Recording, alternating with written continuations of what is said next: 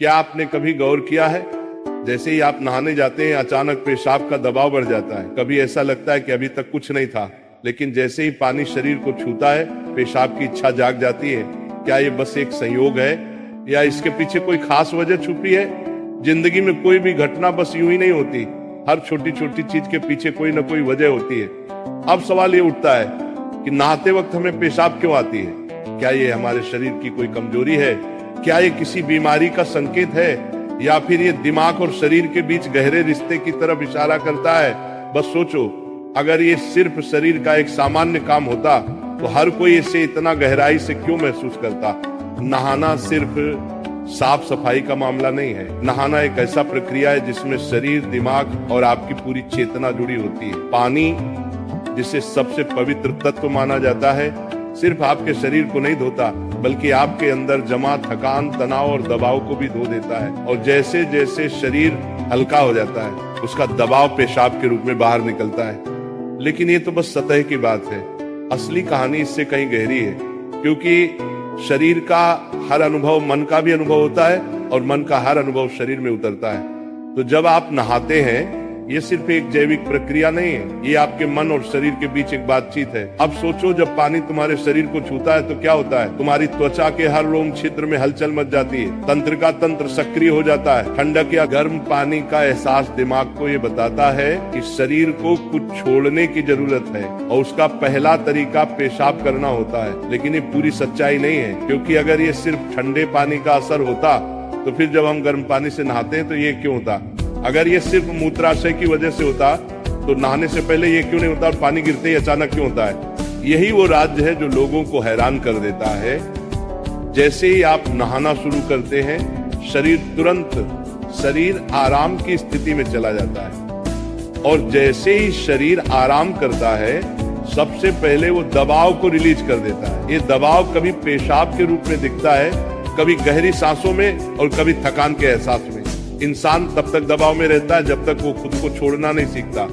नहाना, पानी में डूबना, ये सब काम इसलिए अच्छे लगते हैं क्योंकि ये आपके अंदर के बोझ को हटा देते हैं। बस याद करो कि कभी गर्मी में जब तुम ठंडे पानी से नहाने बैठते हो तो पहला छींटा ही पूरा शरीर एक झटका महसूस करता है। उस झटके में शरीर कुछ देर के लिए नियंत्रण खो बैठता है और नियंत्रण खोने से इच्छा पैदा होती है। अब आप सोचेंगे कि क्या ये हर किसी के साथ होता है? हाँ, लगभग हर किसी ने कभी न कभी इसे महसूस किया होता है। लेकिन फर्क ये है कि कुछ लोग इसे सामान्य समझकर भूल जाते हैं और कुछ इसके पीछे छुपे राज की तलाश शुरू कर देते हैं। और जो तलाश शुरू करता है वो जिंदगी के असली ज्ञान के करीब पहुंच जाता है। क्योंकि यहाँ एक नाजुक बात छुपी है, पानी और पेशाब दोनों एक ही तत्व से बने होते हैं।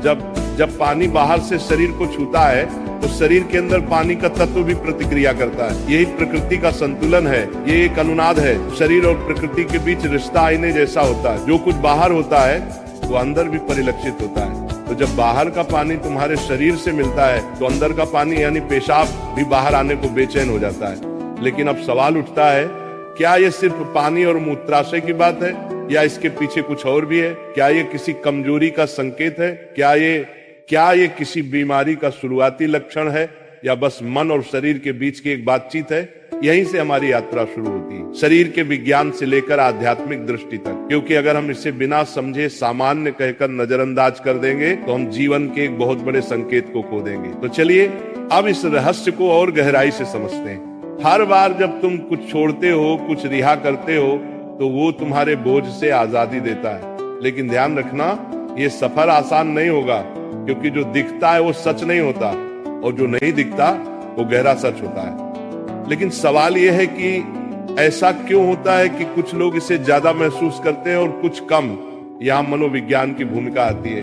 मनोविज्ञान कहता है कि हमारा मन और शरीर गहराई से जुड़े होते हैं। जैसे ही मन आराम करता है शरीर भी रिलीज होना चाहता है। इसे कैथारसिस कहते हैं। सोचो, जब तुम रोते हो तो कैसा महसूस करते हो?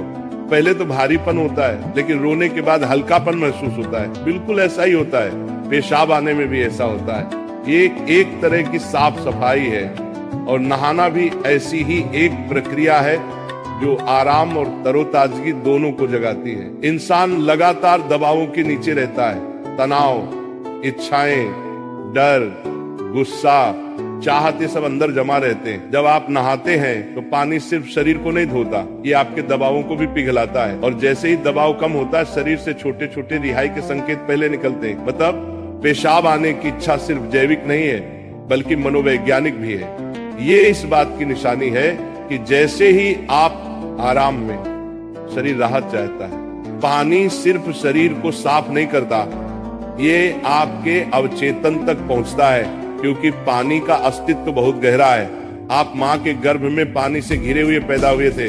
आपके पहले अनुभव पानी से जुड़े होते हैं, इसलिए जब भी पानी आपको छूता है, आपका अवचेतन सक्रिय हो जाता है। इसीलिए नहाना इतना सुखद लगता है। इसीलिए पानी में डूबना, किसी झील या समुद्र के किनारे बैठना इतना आरामदायक होता है। और इसीलिए जब भी शरीर पानी से टच करता है तो वह तुरंत राहत चाहता है, क्योंकि ये उसकी सबसे पहली अनुभूति होती है। हर बार जब पानी तुम्हें छूता है तो गर्भाशय का अनुभव वापस आ जाता है। गर्भ में तुम पूरी तरह आराम में थे, कोई तनाव नहीं, कोई दबाव नहीं। पानी का माहौल और राहत पाने का एहसास ही वजह है कि नहाते वक्त पेशाब आना स्वाभाविक होता है। लेकिन अब एक सवाल बचता है, क्या नहाते वक्त पेशाब आने की इच्छा सिर्फ एक सामान्य रिफ्लेक्स है, या ये किसी बीमारी का संकेत भी हो सकता है?